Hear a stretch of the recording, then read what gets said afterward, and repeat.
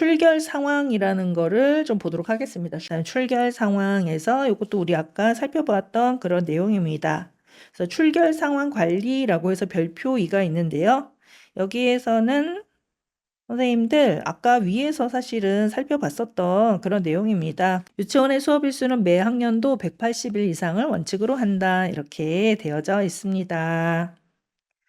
180일 이상을 원칙으로 한다는 거 이제 외우시면 되겠습니다. 그래서 매 학년도 1년 동안에 180일 이상을 원칙으로 한다. 이렇게 되어져 있고요.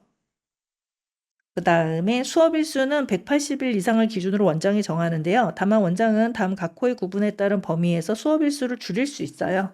많이 못 줄인다고 했어요. 10분의 1 정도. 이 경우 다음 학년도가 시작되기 전까지 관할청에 보고합니다. 천재지변의 발생, 연구학교의 운영 등 교육과정 운영이 필요한 경우에 수업 일수의 10분의 1, 요거 아까 설명드렸죠. 그러니까 마이너스 18일까지는 할 수 있다라는 그런 내용이에요. 180일 빼기 18일. 근데 그 이외에 예를 들어서 우리 몇 년 전에 뭐 코로나 터져가지고요. 뭐 끝도 한도 없이 막 휴업하고 휴원하고 하는 경우가 있었잖아요. 그런 경우에는 뭐 굳이 채우지 말고 유아교육법 제31조 1항 제3항에 따른 휴업 명령이나 휴원 처분에 따라서 휴업하거나 휴원하는 경우는 그냥 180일 하고는 상관없이 뭐라고 하고 있어요? 해당 휴업 기간 전 휴업 기간 동안에 싹 다 그죠? 수업 일수를 줄일 수 있다. 이렇게 이야기하는 것입니다. 또 아까 중요하다고 말씀드린 거 아래 있네요. 결석 구분별 연속한 수업일수 7일 이상, 재량 수업일, 공휴일, 토요일은 산입하지 않고 장기 결석하는 경우는 미인정 결석이 1일이라도 발생한 경우 특기사항란에 결석 사유와 일수를 입력한다. 요거는 조금 아셔야 되겠네요, 선생님들. 일단은 수업일수 7일 이상 장기 결석한 경우는 앞에서 봤어요. 그죠? 근데 이제 7일 이상 장기 결석할 때 중간에 재량 휴업일이나 공휴일, 토요일이 들어갔다. 그럼 얘는 계산하지 않고, 그죠?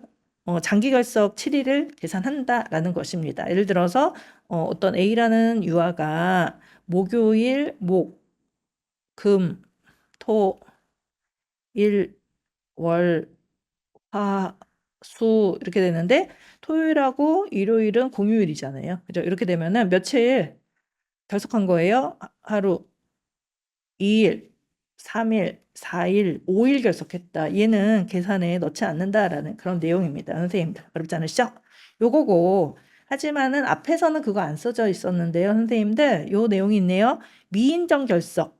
미인정 결석. 원장이 승인하거나 인정하지 않은 결석이 1일이라도 발생한 경우 요것도 추가해서 얘기해라. 아까 고시에는 없었는데 이런 내용 나왔어요.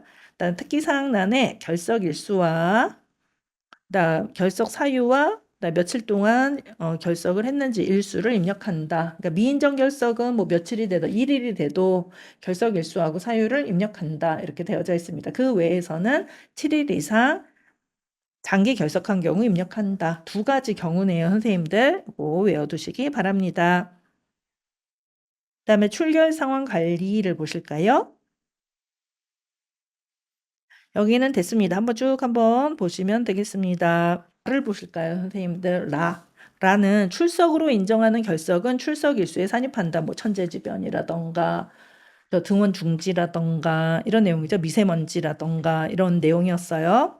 그다음에 교회 체험학습의 출결 처리는 교육과정 이수에 지장이 없는 범위 안에서 유치원 규칙으로 정하는 바에 따라서 출석으로 인정합니다. 유치원 규칙으로 정하는 바에 따라서예요. 뭐 그때 막 아무렇게나 막 다 출석으로 인정하지 않고요. 이미 그 사전에 유치원 규칙으로 정하는 바에 따라서 교회 체험학습은 출석으로 인정할 수 있다. 이렇게 알아두시면 되겠습니다. 그 아래를 살펴보시면 교회 체험학습 내용 및 방법이 있습니다. 내용, 현장 체험학습, 친인척 방문, 가족 동반 여행, 고적 답사, 향토 행사 참여는 다 교회 체험학습이 될 수가 있다라는 것을 이야기하는 것입니다. 감염병 위기경보 단계가 심각 단계인 경우에 하나여 교회 체험학습을 승인, 사유의 가정학습이 포함된다. 이렇게 얘기를 하고 있습니다.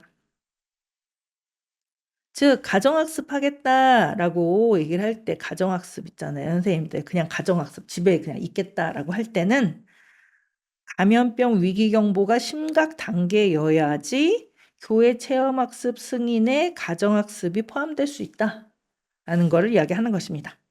또 가정학습 승인 시 유치원장은 유아의 안전, 건강을 최우선으로 판단하여 승인 여부를 결정한다.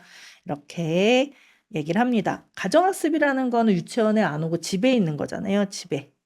근데 집에 있겠다라고 하는 건데 혹시 집에 엄마나 아빠 혹은 보호자가 없을 수 있잖아요. 보호자가 없는데도 가정학습을 하겠다 그럼 말이 안 되는 거잖아요. 그러니까 그런 것들을 판단해서 승인 여부를 결정한다라는 그런 내용입니다.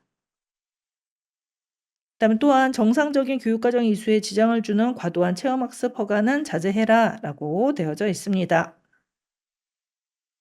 그다음에 그 아래를 보니까 시도교육청 자체 계획에 따라 교회 체험학습 시 유아의 안전에 대해서 주기적 확인을 권고한다라고 얘기를 하고 있는데요.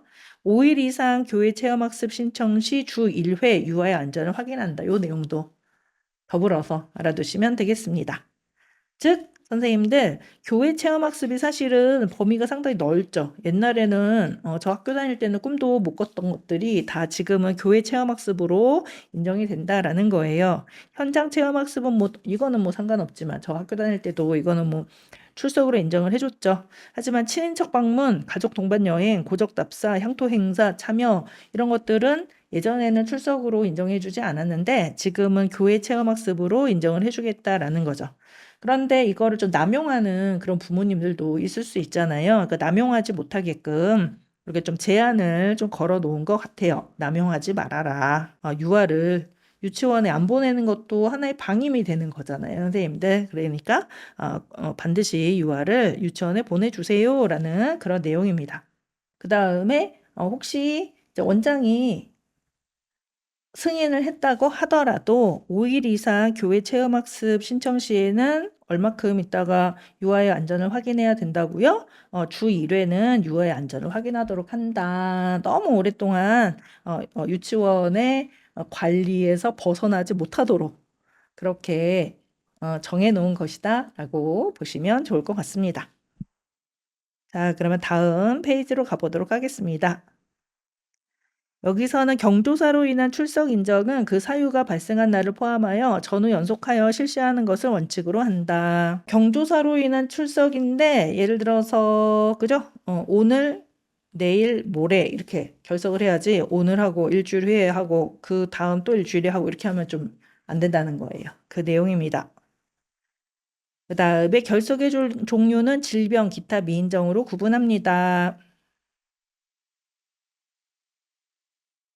질병 결석은 어땠죠? 질병으로 인한 결석은 어떻게 해야 돼요? 5일 이내에 객관적인 증빙자료, 진단서, 소견서, 처방전 등을 첨부하여 결석계를 제출하고 원장의 승인을 받아야지 인정이 됩니다. 그래서 결석계 제출하고 원장의 승인이 있어야 돼요. 그 다음에 사전에 유아의 결석 사실을 유치원에 알린 경우는 기타 결석으로 처리합니다. 사전에 며칠 전서부터 유아가 며칠 날은 결석할 것 같아요 라고 알리면은 기타 결석으로 처리한다 라는 그런 내용이네요. 다만 사전에 알리지 않고 유치원을 출석하지 않은 경우는 미인정 결석으로 처리할 수 있다. 그죠? 사전에 알려야죠. 그죠? 그렇게 해야지 그냥 막 아무렇게나 그죠? 부모님 마음대로 오늘 가고 오늘 안 가고 오늘 가고 오늘 안 가고 하면 안 된다. 근데 그 안에 혹시 아동학대가 일어날 수도 있잖아요. 그렇기 때문에 결석과 출석 관리는 가볍게 여기지 마시고 우리 선생님들이 철저하게 관리를 하실 필요가 있을 것 같습니다. 그 아래에서는 출결 정보 입력 및 유치원 생활기록부 반영 절차 이렇게 되어져 있네요. 우선 참고로 해서 참고로만 보시면 되겠습니다. 다음 페이지로 가볼까요? 특기사항, 이거 지금 3번째 나왔네요. 일단은 요거는 우리 봤었던 내용이잖아요. 연속한 수업일수 7일 이상 장기 결석, 1일 이상의 미인정 결석이 발생한 경우는 기재한다. 요건 아까 중요하다고 말씀을 드렸죠?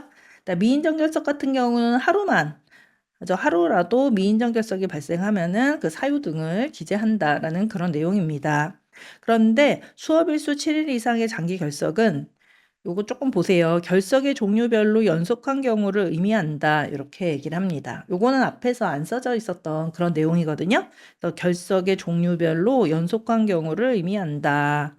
결석의 종류는 어떤 게 있었어요, 선생님들? 뭐 질병결석, 질병결석, 뭐 기타 결석, 그다음에 미인정 결석, 뭐 이런 결석들이 있었잖아요, 선생님들. 그래서 질병으로 7일 이상, 기타로 7일 이상, 미인정으로 7일, 미인정은 하루만 대독, 이제 대독, 그다음에 사유 등을 입력한다. 이렇게 되어져 있죠.